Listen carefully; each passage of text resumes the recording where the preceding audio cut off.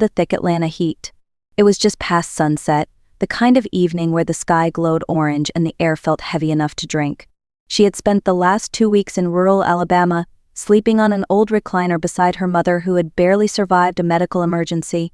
Today her mother was finally stable. Today Marissa could finally go home. She rolled her suitcase across the polished marble lobby of Crestview Towers, the luxury high-rise she and her husband Derek Holt had lived in for almost 10 years. The place where they built a life together. The place she believed was still hers. When the elevator reached the penthouse floor, she exhaled with relief. Home, comfort, familiarity. She tapped her key fob against the digital lock. Beep, red light. She frowned and tried again. Beep, red light. That is strange. Maybe the card demagnetized. She rang the doorbell and waited. Footsteps approached. The lock clicked. The door opened and there stood Derek wearing a silk robe she had never seen before. His expression was flat, cold. On his neck was a fresh maroon lipstick smear. "You are back early," he said without warmth. Marissa felt her stomach drop. "Derek, why is my key not working?" "Because I changed the locks," he answered simply. Before she could process the words, a woman appeared behind him, young, stylish, wearing Marissa's favorite satin robe. Sabrina Cole said with a smirk, "Oh, look, it is the ex-wife." Ex-wife. The words sliced right through Marissa. Derek stepped into the hallway and pulled the door shut behind him, leaving Sabrina smirking inside the penthouse. "We are done, Marissa," he said. "Everything in that home, every dollar, every asset is in my name. You came with nothing, you leave with nothing." The hallway suddenly felt colder than the night outside. Marissa stood frozen while Derek signaled building security. "Please escort her out," he ordered. And just like that, Marissa Lane lost her home, her marriage, and the life she thought she knew. Marissa stepped out of the building in a daze as the glass doors closed behind her with a quiet hiss. The night air felt colder now. Atlanta traffic roared in the distance, but every sound seemed muffled, like she was underwater. She tightened her grip on the worn handle of her suitcase. It was the only thing she had left. She walked without direction through the glowing streets until she reached a small bench near Centennial Park. Neon lights from nearby restaurants flickered against the pavement. People laughed over dinner. Couples strolled hand in hand. Everyone else seemed to belong somewhere. Marissa felt invisible. Her stomach growled loudly. She had not eaten since breakfast. She opened her wallet, hoping for something more than what she remembered. Inside were a few worn receipts and one lonely crumpled bill. $9. Not enough for dinner. Not enough for a motel room. Not enough for anything. With trembling hands she pulled out her phone. The battery icon blinked red at 5%. She opened the banking app and waited for the screen to load. When it did, her heart dropped. Balance 0. Every account she shared with Derek had been emptied. Even the small nest egg she had saved before marriage was gone. Derek had taken everything. A cold wave of panic washed over her. As she sifted through her wallet again, she noticed something tucked behind an old photo of her father. A faded debit card. The plastic was scratched and the logo almost invisible. She remembered it now. Her father, Harold Lane, had handed her this card on the day she left for college. She had been 18, full of dreams and plans. "Keep this for emergencies," he told her. "Do not touch it unless you have nothing left." Back then she never understood why his tone was so serious. Tonight, for the first time, his meaning became painfully clear. This was it. Nothing left. No home, no money, no husband, only this forgotten card and a memory of her father's steady voice telling her it was her anchor. And anchors were meant to keep you from sinking. The sun had barely risen when Marissa found herself walking toward an old stone building tucked between two newer offices on a quiet side street. Heritage Federal Bank. She remembered coming here with her father when she was a teenager. Back then, the place felt outdated. This morning it felt like her only chance at survival. Inside the bank, the air smelled faintly of paper and dust. Only 2 tellers were working and a single employee sat behind a customer service desk. The silence was almost heavy. Marissa stepped forward and handed over the faded debit card to the young man at the desk. His name tag read Eli. "Good morning, ma'am. How can I help you?" he asked gently, though his eyes flicked over her wrinkled clothes and tired face with a hint of concern. "I need to check the balance on this card," Marissa said. "It is very old and I do not remember the PIN." Eli examined the card, turning it over slowly. "Wow, ma'am, this must be from 20 years ago. I am not even sure our system still reads this." Please try, she said quietly. Eli nodded and typed in the numbers printed on the card. The computer beeped. He frowned, then typed again. Another beep. That is strange, he murmured. It is not showing the account. It might be archived in our legacy database. Give me a moment. He entered a different access path. Lines of green text scrolled across the screen. Marissa held her breath. Then Eli froze. His eyes widened. The color drained from his face. Ma'am, he said barely above a whisper, stay right here, please. Before she could ask anything, he rushed toward the office in the corner and knocked rapidly. A tall man with silver streaks in his hair stepped out. The brass plate on his door read Alden Brooks, branch manager. What is so urgent, Eli? Mr. Brooks said in a firm voice. Sir, you need to see this, Eli said, pointing at the monitor with a shaking hand. Alden approached, annoyed at first, but the moment he saw the screen his expression changed completely. Confusion, shock, then something close to disbelief washed over his face. He looked at Marissa, then back at the screen. Ma'am, he said slowly, are you Marissa Lane, daughter of Harold Lane? Yes, she answered cautiously. Alden exhaled heavily as if gathering himself. Ma'am, please come with me. We need to talk in private, and we need to close the bank to do it. Marissa felt her pulse quicken. Whatever was happening was far bigger than she imagined. Alden closed the office door behind them and drew the blinds as if shielding the room from the rest of the world. Marissa sat across from him, feeling her heartbeat in her ears. Eli stood near the wall, silent and tense. Ma'am, Alden began, his voice lower than before, your father left you something far more complex than a savings account. This card is linked to a master account that controls a corporation, Lane Heritage Holdings, LLC, founded in 1999. Marissa blinked. A corporation that made no sense. Her father had been a quiet, hard-working man who sold farm equipment and managed small acreage on the side. Nothing about him suggested he owned a company. Alden turned the monitor toward her. Rows of documents filled the screen, deeds, investment records in a folder labeled Inheritance Activation. Your father built this over 20 years, he explained, farmland, agribusiness, shares, and long-term investments. And the account includes a special clause. It activates only when the heir reaches a zero personal balance. That moment was yesterday. Marissa stared at the screen, unable to speak. Her father had planned for this. Not the betrayal, but the possibility that she might one day be pushed to the edge by someone who underestimated her. Eli handed her an envelope. Your father left this for you, he said softly. Inside was a handwritten letter. The familiar script made her eyes sting. My girl, if you are reading this, you are standing at a crossroads. Do not cry. Do not shrink.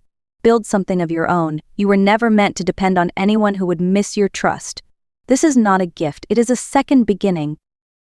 Marissa folded the letter with steady hands. The fear inside her cooled, transforming into focus. She looked at Alden. Tell me what I need to do to activate everything right now.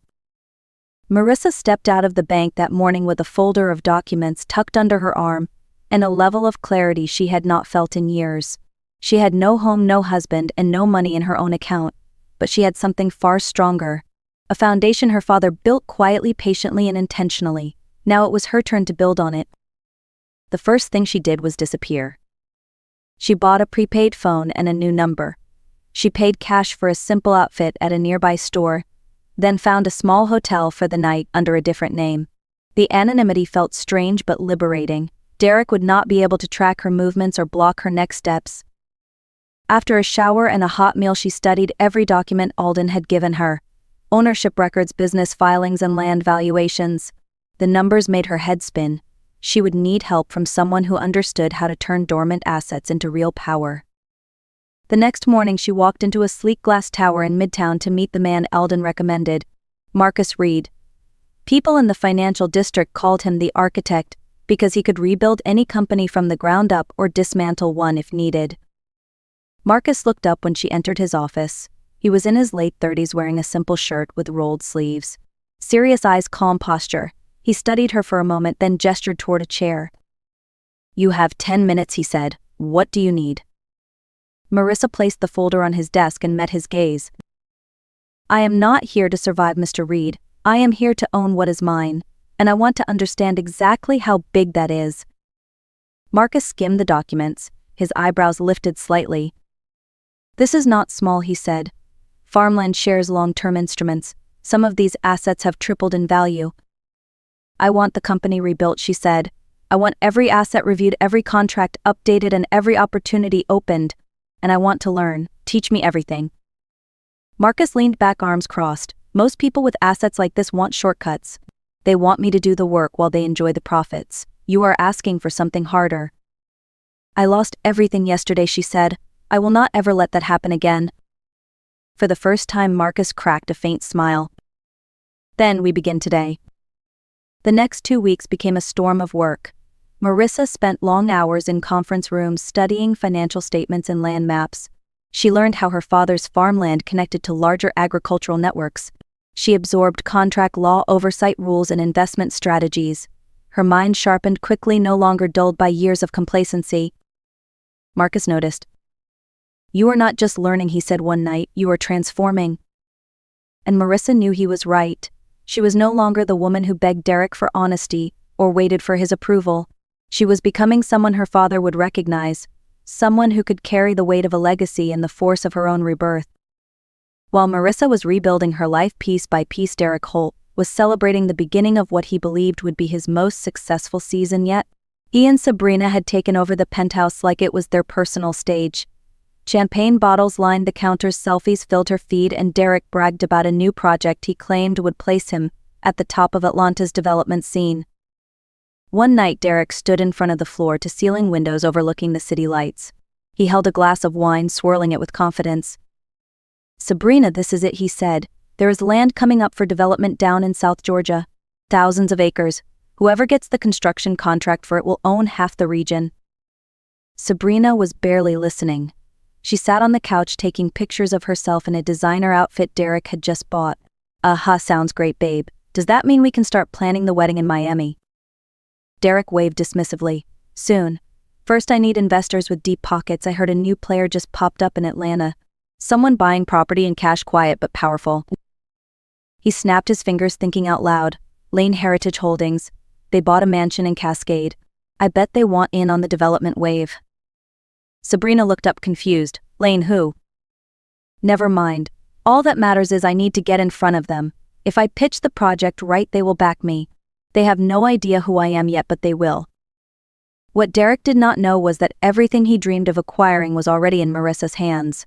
The land he coveted was part of her inheritance.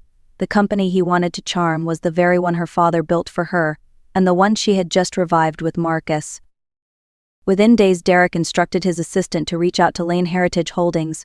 He rehearsed his presentation, imagining the praise he would receive. When the reply came inviting him to present in person, he felt unstoppable. Finally, he said as he adjusted his tie in the mirror, someone recognizes real talent.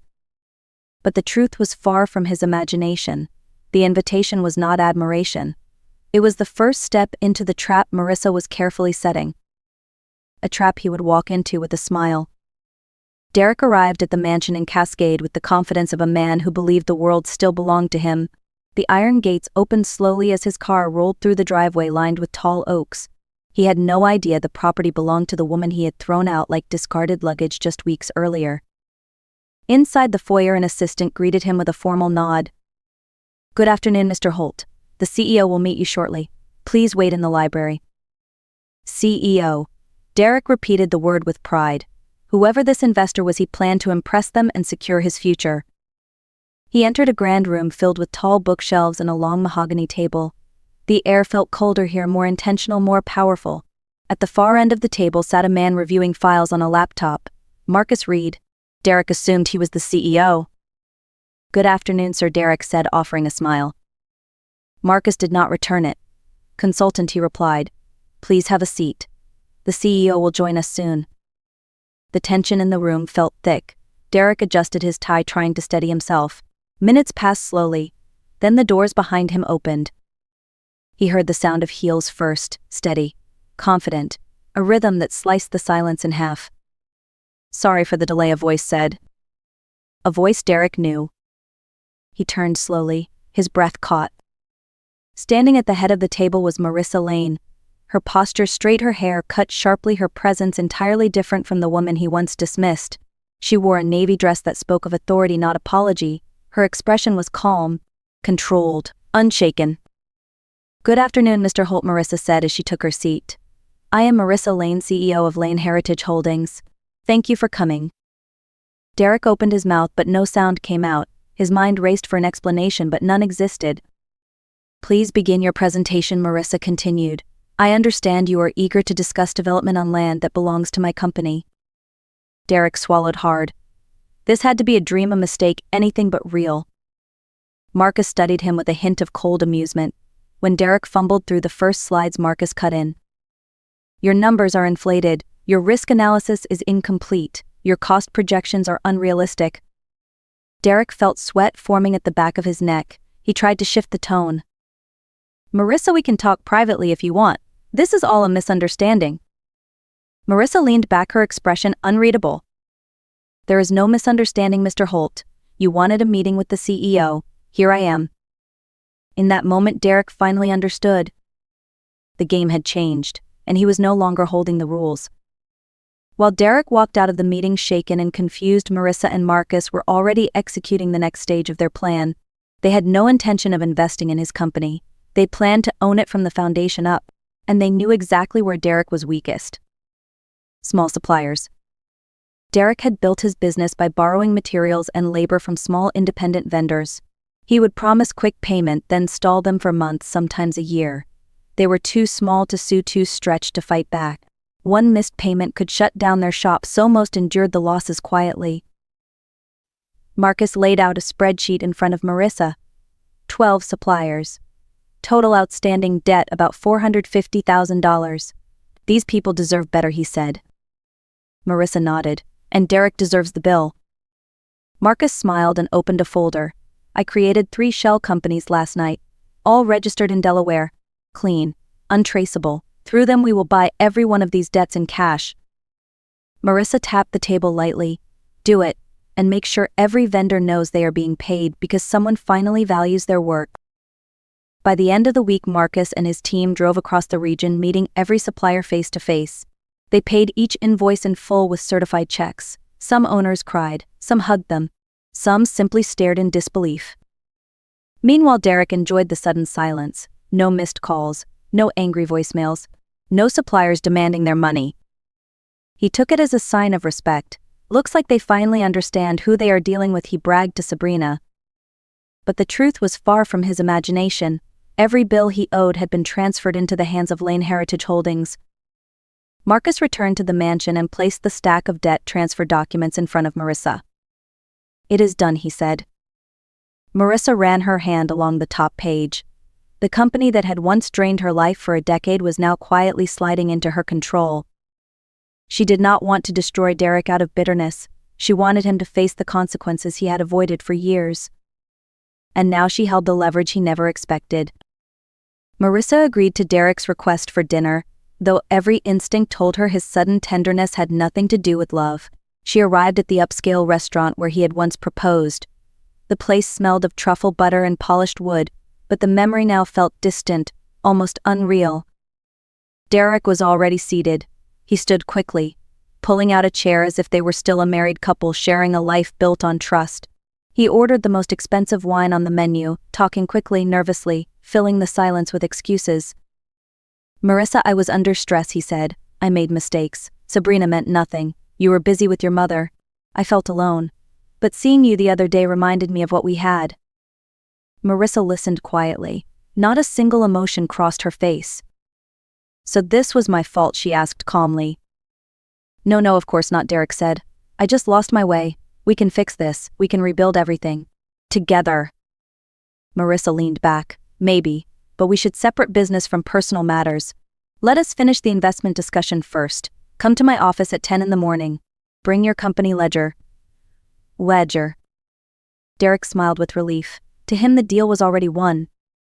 But the next morning as he entered the mansion, the atmosphere was different, colder. Marcus stood beside Marissa with 3 binders stacked on the table. Good morning, Mr. Holt, Marissa said. Let us begin. Marcus opened the first binder. This is the list of outstanding debts owed by Holt Construction. 12 suppliers. $450,000 in total. Derek frowned. I am negotiating with them. They can wait. Marissa looked directly at him. They are no longer waiting. Because they have all been paid. By me. Derek blinked. Paid by who? By Lane Heritage Holdings, she answered. In other words, your debts now belong to me. Marcus placed the second binder in front of him. These are the debt transfer deeds. All legally binding. Derek's face drained of color. I can pay, I just need time. You have 24 hours, Marissa said. If you do not repay the full amount, we will seize your penthouse, your office equipment, and your remaining assets. 24 hours, Derek repeated, stunned. 24 hours, Marissa replied. It was the first time Derek realized she was not bluffing. The next 24 hours dragged Derek across every corner of Atlanta. He skipped sleep, skipped meals, and drove from bank to bank, office to office, begging for help anywhere he thought he still had influence. But influence fades quickly when people sense collapse. By noon, the first banker turned him down cold. By mid-afternoon, 3 of his former partners refused to take his calls. By evening, his remaining contacts cited travel, family emergencies, or conveniently lost signal. Word was spreading. Derek Holt was no longer a safe bet. Back at the penthouse, Sabrina paced the living room, clutching her designer handbag like it could save her. You said we were fine, she snapped. You said you had everything under control. Derek yelled back, his voice rough from exhaustion. I just need time. She set me up. She is bluffing.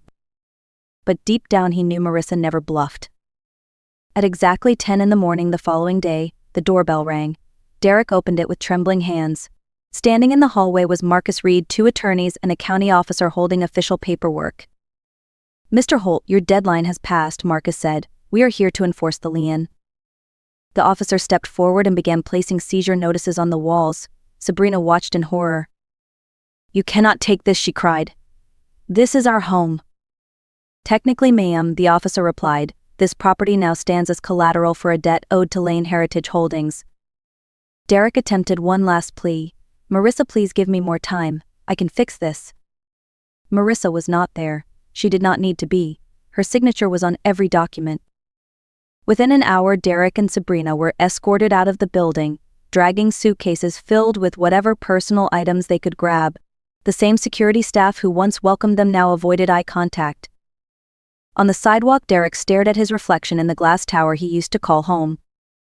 For the first time, he understood the true cost of taking everything from someone who had nothing left to lose. 2 weeks after the penthouse seizure, Marissa sat at the long table inside the mansion's meeting room. The afternoon sun streamed across stacks of blueprints, financial reports, and updated land assessments. Marcus stood beside her, reviewing the final documents from Holt Construction's liquidation. All assets have been processed, Marcus said. The penthouse is cleared, the office equipment has been sold, and the funds have been transferred. Derek Holt has no remaining holdings tied to his former company. Marissa nodded. It was not triumph she felt, just completion. The ending of a chapter that should have closed years ago. What would you like to do with the penthouse keys? Marcus asked. Marissa tapped her finger lightly on the table. Sell the furniture. All of it. The appliances, the decor, anything left behind. And the unit itself. Do not sell it, she said. Give the keys to Mr. Eldon Brooks at Heritage Federal. Tell him to offer the apartment as a staff reward, preferably for someone who works hard without recognition. Marcus raised an eyebrow. Ela would be thrilled. Marissa allowed a small smile. He was the first person who treated me with dignity on the worst day of my life. That should matter. With that finished, Marcus opened a new set of blueprints. The next phase, he said. The drawings showed rows of modest modern homes, a small medical clinic, a community school, walking paths between pecan groves. This is what I want, Marissa said. Homes for the workers on our farmland, affordable, clean, and stable. Some of them were hurt by Derek's unpaid contracts. They supported him for years. It is time someone supports them. Marcus studied her for a moment. This is not revenge anymore. No, she said, this is repair. She turned another page. On the next design was a large training center with classrooms and small business labs. The Lane Academy, Marissa said quietly. A place for farmers, small business owners, and anyone who needs a second chance. My father built his life from nothing. He would want others to have that chance too. Marcus closed the folder with a thoughtful nod. You are building more than a company. I am building what I needed, Marissa replied. a place where people do not lose everything just because they trusted the wrong person. Outside the window, the farmland stretched in every direction, steady and green under the late afternoon sky. Her father had called it an anchor. But now Marissa understood. Anchors were not only for holding you steady. Sometimes they were the place you rebuilt an entire kingdom. A year after the day Marissa stood on a sidewalk with $9 and a worn-out debit card, everything around her had transformed. The farmland her father left behind was no longer dormant. It was alive with workers tending pecan trees, families moving into new homes, and students walking into the Lane Academy carrying notebooks and hope. The air itself felt different here, like the land had finally exhaled after holding its breath for years. One afternoon Marissa walked to the top of the small hill overlooking the fields. The same hill her father once stood on while telling her that life would not always be fair, but she would always have a path forward. Marcus joined her, quietly watching the wind ripple through the trees. "You did it," he said. "We did it," she corrected, "and so did everyone who believed in this land long before I understood its value." Marcus nodded. "Most people who lose everything stay stuck in that moment. You built something better." Marissa looked over the homes, the school, the fields stretching toward the horizon.